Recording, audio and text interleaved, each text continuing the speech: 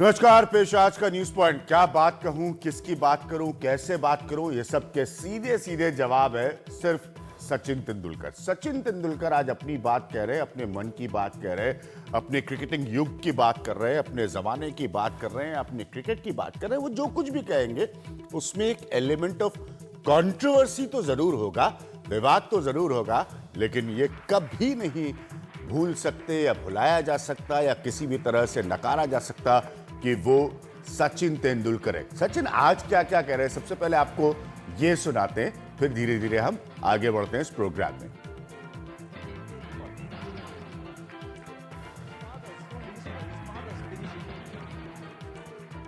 And his father tells him, "You go and play your match."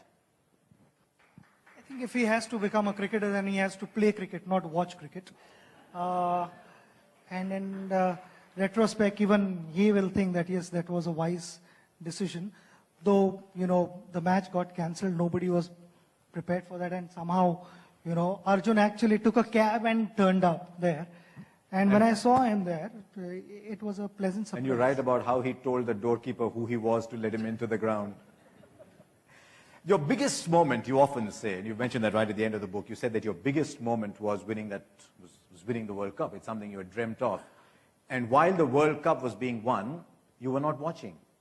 And you were not allowing Sehwag to watch either. I was a little superstitious, I could say that, because also in Ahmedabad when we were playing Australia, UV and I think Raina was batting or the MS was batting. You forget too?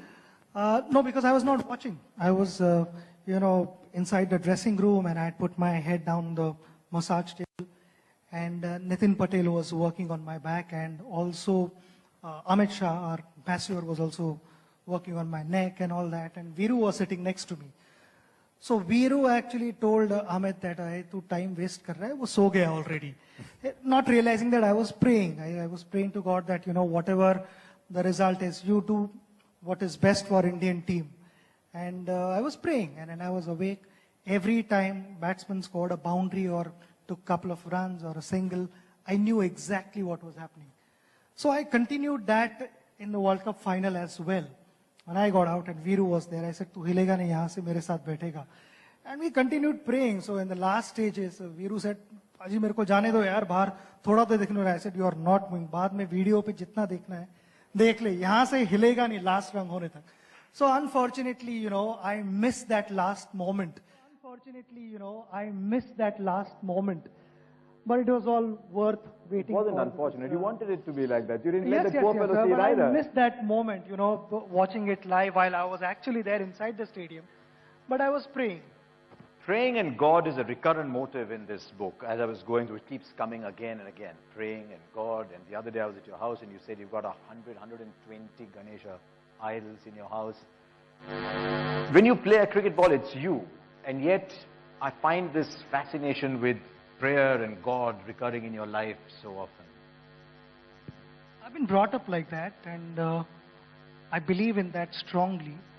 I think there are certain things which the Almighty controls, and we can only go out and give our best. And that's how I was told as a child, and I continued doing so, and I will continue to do so.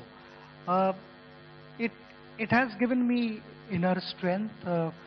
It has given a new dimension to my life, and then a sense of belief where, I need to go out and try my best, and the Almighty will take care of it. And may it long be that way. Is there a prayer that you have for the rest of your life? You keep asking. In the book you say, when I got out, you prayed and said, why did it take so long to get the 100? You have these conversations with God. Is there a conversation? I did so. I actually, if you see, when I got my 100th, it was not more of a celebration, but I was actually asking the Almighty that why did you make me wait so long, and why did you make me go through all this, where I respected the game, I worked as hard as anyone in the team, and I was constantly on my toes. I never took anything for granted, but maybe that was one lesson in cricket which I hadn't learned. Even after scoring 99 hundreds, to get to the 100th one is not easy. You still have to go out and push yourself. And I was made to do that, but eventually it felt great. It's a great journey. It's a great journey, ladies and gentlemen, and it's up there. Sachin Tendulkar playing it my way. I could talk to him for days and months and years like I have all my life. But congratulations. I might as well tell you that... I would just like to thank the guys who've helped me put this book together. It's been a mega effort. It's taken us 3 years, but even more so, the last 8 months were really taxing, and I had to be focused. And along with me, the team who really pushed themselves hard was my wife Anjali, brother Ajit, Boria, Aparna, Amit, in putting the book together. That was the first innings. The second innings was to have this event, a successful event, and the way I want it. I'd like to thank Vinod, Manoj, DNA team, and all the sponsors. Last but not the least, my cricket mates and all my friends present in this room. By you making it here this evening, I think the evening has become really, really special, and I've thoroughly enjoyed it. And then thank you, my friend Harsha, for being here and doing a pleasure. Wonderful job. He is pretty good at thank you speeches, isn't he? I must make one final announcement, Sachin, because you stand for records in India and you keep breaking records. On pre-order, Playing It My Way is now the largest selling non-fiction pre-order book. And just needs a few more. Just needs a few more to be the largest outside of pre-order as well. You made 100 hundreds. So just added one more zero to the pre-order. For that, the last record that you're talking about, I think for that, I'd like to congratulate Hachette India as well. I think they've been remarkable. Thomas, wave your hand at us. Where are you, Thomas? Wave your hand. Well done. Ladies and gentlemen, thank you very much. There are books pre-signed by Sachin available at the counter. That is just outside. I hope you enjoy the evening. It's an evening, as I said, that could have gone on forever. But even Sachin's innings end sometimes. So we'll stop here and do join us for a drink at the end. Thank you very much. Thank you. Thanks. तो सचिन तेंदुलकर की आत्मकथा का विमोचन, जैसे मैंने कहा कि वो सचिन तेंदुलकर हैं, वो कुछ भी लिखेंगे, कुछ भी कहेंगे, वो एक पूरी नई जनरेशन को, पूरे एक नई पौध को वो इंस्पायर करेगा, उनको प्रेरणा देगा। बहुत कुछ आपके दिल में होता है जो आप कहना चाहते हैं, जो आप लिखना चाहते हैं, फिर आप एक सही समय का चयन करते हैं उसको लिखने के लिए। ये भी साथ में सच है कि बहुत सारे लोग इस बात को लेकर लगातार प्रश्न पूछ रहे हैं कि तब जब ऐसा हो रहा था, या तब जब भारतीय क्रिकेट अपने बहुत तकलीफ के दौर से गुजर रहा था, तब जब मैच फिक्सिंग स्कैंडल का साया था भारतीय क्रिकेट पर, तो तब सचिन तेंदुलकर क्यों शांत थे? तब सचिन तेंदुलकर जैसे इतने आइकॉनिक खिलाड़ी ने अपनी आवाज क्यों नहीं बुलंद की? क्या ये सब लिखने के लिए सचिन तेंदुलकर को रिटायर होने की जरूरत पड़ी? मेरे फेसबुक पेज पर भी मैं आज बड़े गौर से पढ़ रहा था, कई सारे लोगों ने ये भी लिखा कि इसके बाद एक और आत्मकथा आएगी, वो धोनी के रिटायर होने के बाद आएगी, जिसमें बहुत कुछ लिखा जाएगा। आत्मकथाएं ऐसी होती हैं जिसमें कोई दो राय नहीं है। दुनिया की तमाम आत्मकथाओं को अगर आप पढ़कर देखें, गुजरे वक्त में क्या हुआ, कैसे हुआ, क्यों हुआ, शायद जब उस वक्त में आप नहीं बता पाते तो आपको अंदर एक बोझ महसूस होता है, अंदर एक आत्म शांति आपको नहीं मिल पाती, और आप कोशिश करते हैं कि जब सही मौका आए, जब सही समय आए तो हम उसको बताएं। कई बार ये स्वतः बताने की प्रक्रिया होती है, यानी कि किताब आप खुद लिखते हैं, जो एक जर्नलिस्ट की मदद से सचिन तेंदुलकर, ऐसा बताया जा रहा है, उन्होंने किया, या फिर ऐसा होता है कि लोग आपके बारे में लिखते हैं, राइटर्स, ऑथर्स, लेखक, पत्रकार, जर्नलिस्ट, वो आपकी आत्मकथा लिखते हैं और उसका कुछ ना कुछ आकलन करते हैं। कई अलग अलग हिस्से हैं जो हम आपको दिखाना चाहेंगे कि सचिन तेंदुलकर की जो किताब है उसमें क्या क्या निकल कर आया। कई सारे सवाल हैं कि क्या तेंदुलकर कभी कप्तान बने रहना चाहते थे या नहीं, क्या उनको ये दर्द कभी महसूस हुआ कि उनसे कप्तानी चली गई। पूरा एक मसला है हरभजन सिंह वाला जो ऑस्ट्रेलिया में हुआ एंड्रू साइमंस के साथ, जिसे हम मंकी गेट के नाम से जानते हैं। इन सब के बारे में सचिन ने ये दो प्रमुख घटनाएं मैं उसका जिक्र कर रहा हूं, इन सब के बारे में सचिन ने लिखा है इस किताब में। सबसे पहले पूरे मंकी गेट जो घटना थी, जिसमें कि ऑस्ट्रेलियन प्रेस ने हमको बहुत क्रिटिसाइज किया था, यानी कि हमारी टीम को की बहुत कड़ी आलोचना की थी, उसके बारे में सचिन तेंदुलकर खुद क्या कह रहे हैं वो मैं आपको दिखाता हूं। और प्रदीप मैगजीन जो कि इस पूरे फंक्शन में मौजूद थे, आप सब जानते हैं, एक बहुत ही वरिष्ठ क्रिकेट राइटर जर्नलिस्ट है प्रदीप मैगजीन। प्रदीप सचिन को बहुत लंबे वक्त से बहुत बेहतर तरीके से जानते हैं और प्रदीप से हम लगातार बातचीत करते रहेंगे। लेकिन सबसे पहले जो मंकी गेट की घटना थी उस पर सचिन खुद क्या कहते हैं, फिर हम प्रदीप से बात करेंगे। ये तब शुरू हुआ जब भज्जी ने अपना अर्धशतक पूरा किया। भज्जी मुझे बता रहे थे कि एंड्रयू साइमंड्स उन्हें चिढ़ाने की कोशिश कर रहे हैं। मैंने उन्हें सलाह दी कि मामले को तूल मत दो, बल्लेबाजी करते रहो। मुझे पता था कि पलटकर जवाब देना ऑस्ट्रेलियाई टीम के जाल में फंसना है। ऐसी चीजों से बचने का सबसे अच्छा उपाय है इन्हें नजरअंदाज करना। ये कहना तो आसान है, लेकिन दबाव में अपने आप को शांत रखना आसान नहीं होता। भज्जी संयम बनाए रखने की पूरी कोशिश कर रहे थे। जब हंगामा बढ़ गया तब भी वे ब्रेटली जैसे खिलाड़ियों से सभ्यता से पेश आ रहे थे। भज्जी ने खेल खेल में ब्रेटली की पीठ थपथपाई। मिड ऑफ पर खड़े साइमंड्स को ये नागवार गुजरा। उन्हें ये मंजूर नहीं था कि विरोधी टीम का खिलाड़ी ली के साथ मेल जोल बढ़ा रहा है। उन्होंने भज्जी को भला बुरा कहना शुरू कर दिया। भज्जी भावुक और आवेश में आने वाले इंसान हैं। वे किसी भी समय अपना आपा खो सकते थे। ये जल्दी ही हो गया। यहीं से सारा विवाद शुरू हुआ। पूरी सीरीज खटाई में पड़ती नजर आई। मैं यहाँ साफ साफ कह देना चाहता हूँ कि ये सारा विवाद इसलिए खड़ा हुआ कि एंड्रयू साइमंड्स भज्जी को लगातार उकसा रहे थे। एक सीमा के बाद दोनों में टकराव होना ही था। जब मैं भज्जी को शांत कराने के लिए उनके पास जा रहा था तो मैंने उन्हें तेरी कहते हुए सुना। उत्तर भारत में गुस्सा आने पर अक्सर लोग ऐसी गाली देते हैं। मैं हैरान हुआ कि अंपायर मार्क बेंसन ने इस पर भज्जी से बात की। जब वे भज्जी से बात कर रहे थे तब कुछ ऑस्ट्रेलियाई खिलाड़ी उन्हें भयंकर नतीजों की धमकी दे रहे थे।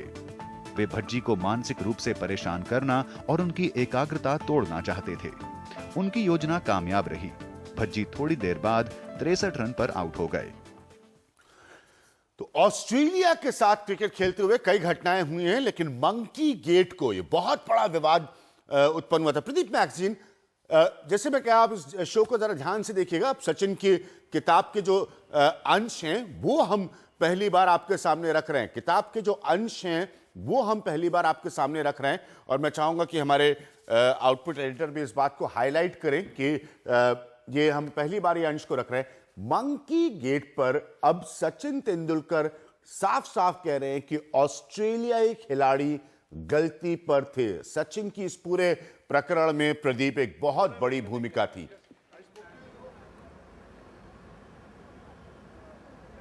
देखिए, उस वक्त जब ये हादसा हुआ था, ये किस्सा हुआ था, तो ऑस्ट्रेलिया ने ये भी कहा जब हरभजन सिंह फाइनली ये आप प्रदीप, हम सुन सकते हैं आपको, प्लीज। ये हाँ, तो जब मैं अपनी आवाज खुद वापस सुन रहा हूं तो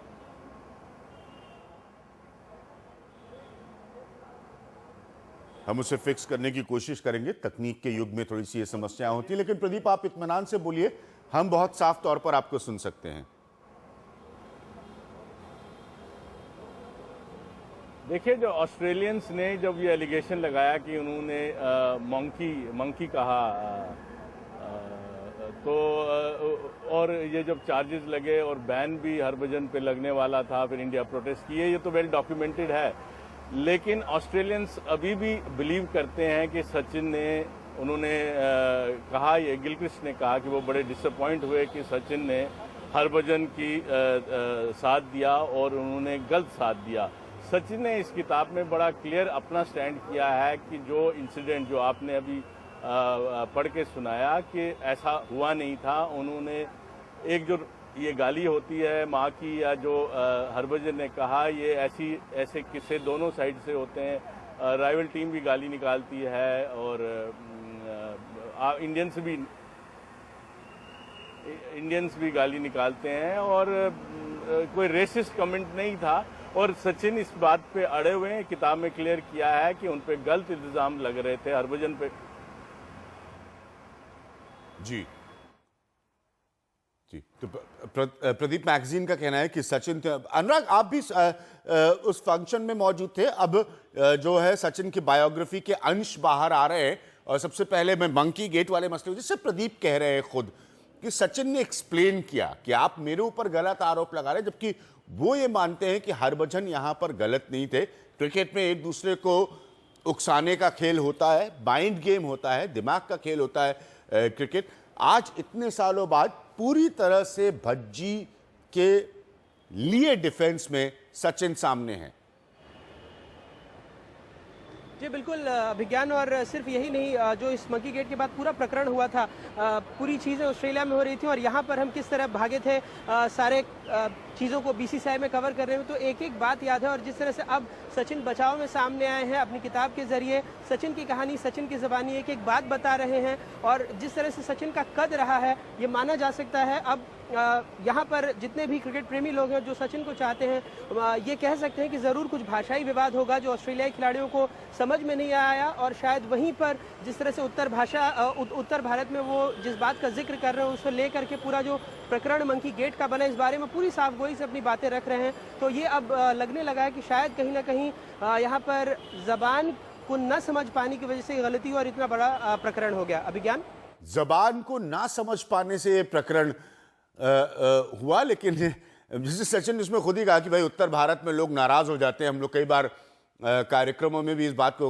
देखते हैं, कॉमेडी के जरिए खास तौर पर, कि भाई इस तरह की भाषा इस्तेमाल कर दी जाती है। लेकिन सचिन ये भी पॉइंट आउट कर रहे हैं कि ऑस्ट्रेलियंस ने उस स्थिति में हरभजन को उकसाने में कोई कमी नहीं छोड़ी और उनका कंसंट्रेशन जो वो भंग करना चाहते थे वो करने में वो कामयाब रहे। वो फिर कुछ रनों के बाद आउट हो गए हरभजन। देखिए कहीं ना कहीं अभिज्ञान, ये चीज़ तो हमेशा ही रहती है और इस दबाव में तो अंतर्राष्ट्रीय क्रिकेटर को खेलना ही पड़ता है। अंतर्राष्ट्रीय क्रिकेटर ही क्यों, घरेलू क्रिकेट में भी अगर आप देखें, आपको एक बहुत वाकया अगर याद होगा तो घरेलू क्रिकेट में जिस तरह से श्रीसंत ने सचिन तेंदुलकर को उकसाने की कोशिश की थी, जब श्रीसंत नए नए गेंदबाज थे और उसके बाद सचिन ने उनके पास आकर के कहा था एक शॉट अगला खेलने के बाद, आइंदा मेरे साथ ऐसा मत करना। तो तमाम तरह के ऐसे वाकये हैं जो घरेलू क्रिकेट से लेकर अंतर्राष्ट्रीय क्रिकेट में होते हैं, जहाँ एक दबाव बनाने की रणनीति भी होती है। अगर आप छीटाकशी करते हैं, पाकिस्तानी खिलाड़ियों को इस बारे में बहुत माना जाता है, ऑस्ट्रेलियाई खिलाड़ियों को बहुत माना जाता है कि जो विकेट कीपर रहता है उससे लेकर के गेंदबाज जिस तरह से घूरता है। कपिल देव एक बार हमें बता रहे थे कि जब 70-75 का दौर था तो सिर्फ जब वेस्टइंडीज का गेंदबाज बल्लेबाज को एक घूर लेता था अपनी आंखों से, तभी उसके मन में खौफ भर जाता था और उतना ही काफ़ी होता था। लेकिन अब क्रिकेट बहुत आगे चला गया है, अब ज़बानी जंग होती है, साथ ही साथ कई बार देखा हमने कि धक्का मुक्की तक की नौबत आ जाती है। तो सारी चीज़ें क्रिकेट के साथ चल रही हैं। जितना क्रिकेट हो रहा है, जिस तरह से इसे जेंटलमैन्स गेम कहा जाता था, वो अब नहीं रह गया। तो तमाम इस खेल का ही हिस्सा है जो होता रहता है, एक दूसरे का जो कॉन्सेंट्रेशन है उसको भंग करने के लिए, एकाग्रता को भंग करने के लिए, उकसाने के लिए, ताकि वो कोई खराब गेंद कर ले या कोई खराब शॉट खेले जिससे वो विकेट उसको हासिल हो जाए। जी प्रदीप, क्या आपको लगता है एक क्रिकेट राइटर के तौर पर कि सचिन के इन अंशों को पढ़ने के बाद, एक्सर्प्ट्स को देखने के बाद, ऑस्ट्रेलियन प्रेस वापस सचिन पर अटैक करने की या हम पर अटैक करने की कोशिश करेगा? Australian media, Australian press? मेरे ख्याल से ऑस्ट्रेलिया के जो प्लेयर भी हैं जो उस टेस्ट में खेले हैं, वो ज़रूर इस बात को, क्योंकि गिलक्रिस्ट रिकॉर्ड पे गए थे कि भाई वो बड़े डिसअपॉइंटेड थे कि सचिन ने, जैसे मैं पहले कह रहा था, हरभजन को बचाया। वो दोबारा बोलेंगे, मीडिया भी दोबारा बोलेगी कि ये सचिन गलत कह रहा है, क्योंकि जब उनके अपने जो स्टार्स हैं, जो उनके अपने बड़े खिलाड़ी उस मैच में खेल रहे हैं, उनकी टेस्टमनी है कि हरभजन ने ऐसा बोला, और जो हमारा जो दुनिया का सबसे बड़ा बैट्समैन है वो कह रहा है कि नहीं बोला। तो ये कंट्रोवर्सी चलती रहेगी, तो इसको हम रोक नहीं सकते।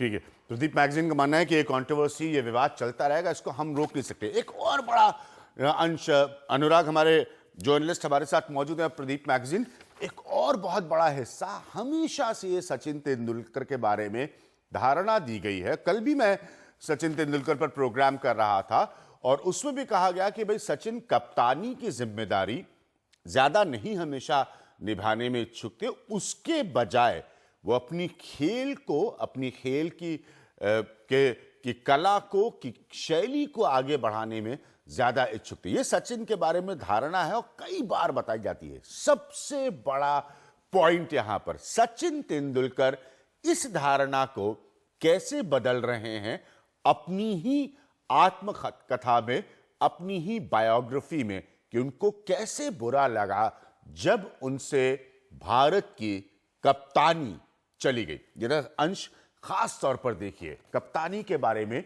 सचिन तेंदुलकर। दिसंबर 1997 में शारजाह में हुए 4 देशों के टूर्नामेंट में हार के बाद हमने श्रीलंका के साथ घरेलू सीरीज बराबरी पर खेली। सीरीज के बाद मुझे अचानक कप्तानी से बर्खास्त कर दिया गया। हटाने से पहले मुझे बीसीसीआई से किसी का फोन नहीं आया। मुझे मीडिया से किसी ने फोन किया। उस समय साहित्य सहवास में अपने दोस्तों के साथ बैठा था। मैंने बहुत अपमानित महसूस किया, लेकिन जिस तरह से ये सब हुआ, मुझ में आने वाले समय में खुद को बेहतर क्रिकेटर साबित करने की इच्छा और भी मजबूत होती गई। मैंने खुद से कहा कि बीसीसीआई के आका मुझसे कप्तानी छीन सकते हैं, लेकिन मेरी क्रिकेट को कोई नहीं छीन सकता। लेकिन अंदर अपमान का दुख तो था ही। जब मैं कप्तान था तो साथी खिलाड़ी मुझे स्किप पुकारते थे। ढाका में अगली सीरीज में जब किसी ने स्किपर पुकारा तो आदतन मैंने पीछे मुड़कर देखा, लेकिन मैं कप्तानी से हटाया जा चुका था। तब मुझे बहुत बुरा लगा था। प्रदीप, बहुत बड़ी धारणा तोड़ दी सचिन तेंदुलकर ने कि उनको एक्चुअली कैप्टनसी जाने का, कप्तानी जाने का बहुत दुख था।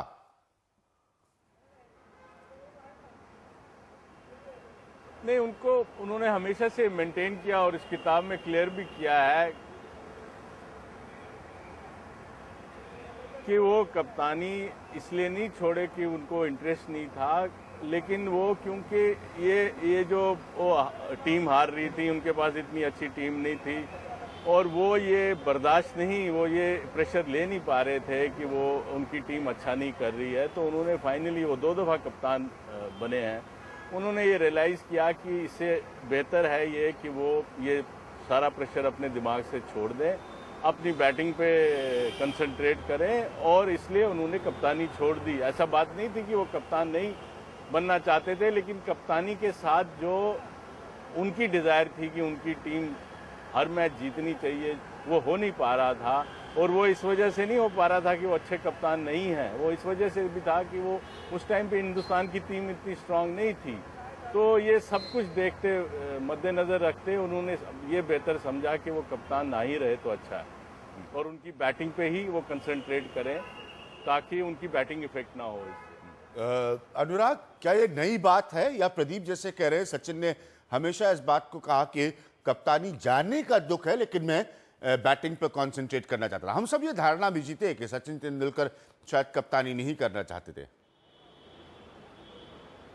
देखिए अभिज्ञान, शुरू से ये बात चली आ रही है और सचिन ने कई मौक़ों पर ये बात कही है। जब हमने भी उनके इंटरव्यूज़ किए हैं तब ये बात कही है कि कहीं ना कहीं वो बतौर खिलाड़ी अपने आप को साबित करने में ज़्यादा यकीन रखते थे। और जिस तरह से प्रदीप भी कह रहे थे कि जिस तरह से भारतीय क्रिकेट टीम का पूरी तरह से जो प्रदर्शन चला आ रहा था, वो भी कहीं ना कहीं टीम का ग्राफ नीचे ले जा रहा था और ऐसे में कप्तान के ऊपर तो दबाव पड़ता ही है। तो बतौर बल्लेबाज भी अगर वो फेल होता जाए तो सचिन जैसे कद का खिलाड़ी, उसको लगने लगता है कि कहीं ना कहीं मेरे पूरे खेल पर इस सवालिया निशान लगने लगा है। और उन्होंने कई बार इस बात को कहा है कि मैं बतौर कप्तान नहीं, बतौर खिलाड़ी अपने आप को ज़्यादा साबित करने में यकीन रखता था। और ये बात उन्होंने अपनी कहानी जो अपनी ज़बानी बता रहे हैं उसमें भी कही है। अभिज्ञान, बहुत बहुत शुक्रिया प्रदीप, आपका बहुत बहुत शुक्रिया। अनुराग द्वारे आपका। सचिन तेंदुलकर बहुत सारी बातें रख रहे हैं, मेरी शक्ल देखने की आज आपको कतई जरूरत नहीं है। वक्त हमारे लिए एक ब्रेक का। सचिन तेंदुलकर अपनी कहानी बता रहे हैं, छोटे छोटे साक्षात्कार में, मुलाकातों में सचिन क्या कह रहे हैं वो अभी आपको दिखाएंगे एक छोटे से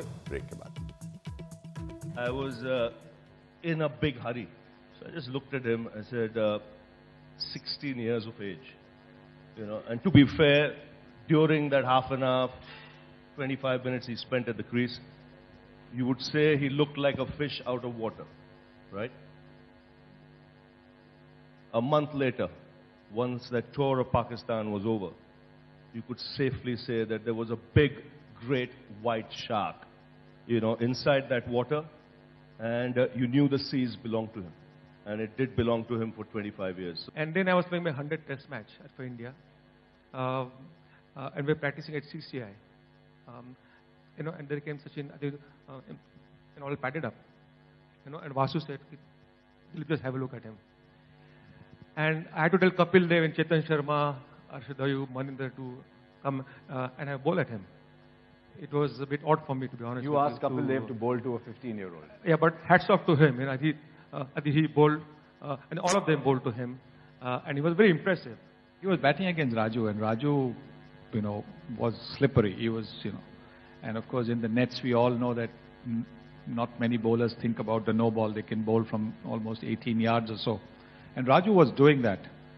And the manner in which Sachin was batting him, and basically the way he was punching him off the back foot, straight around the mid-wicket area. The time that he had, because he was, as I said, he was slippery, and to be able to get the time to play that was quite astonishing, to be honest. And I think that was for me the first sight, and it really impressed me.